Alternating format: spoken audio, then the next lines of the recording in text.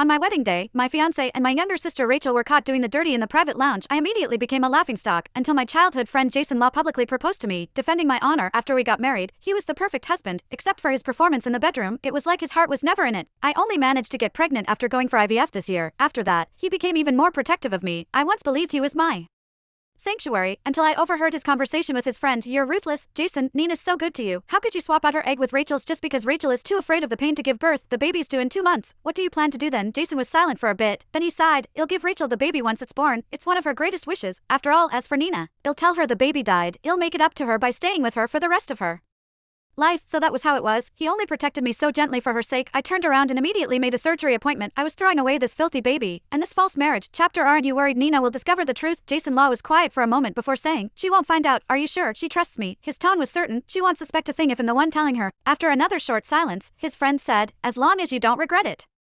Jason chuckled lightly. I won't. So that was how it was. I stood outside the door, my nails digging into my flesh. It hurt so much, but I was going numb. I had only come here to bring him some clothes. It was getting cold, and I was worried he was not wearing enough layers now. However, I felt like my heart was being sliced open. A cold wind blew through my chest. I stumbled home, too exhausted to even turn on the lights. My knees buckled and I collapsed onto the couch, curled up and shivering.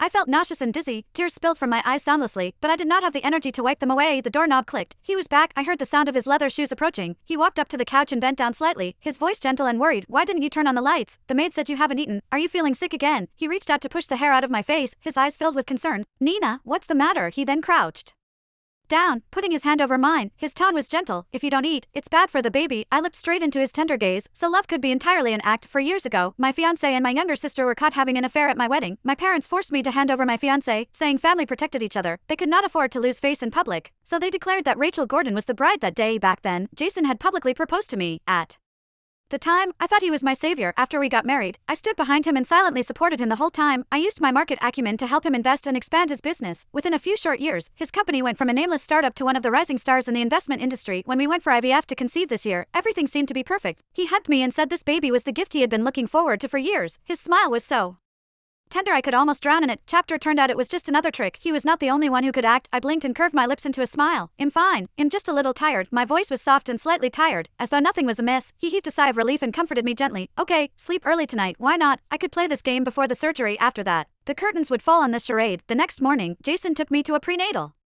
checkup.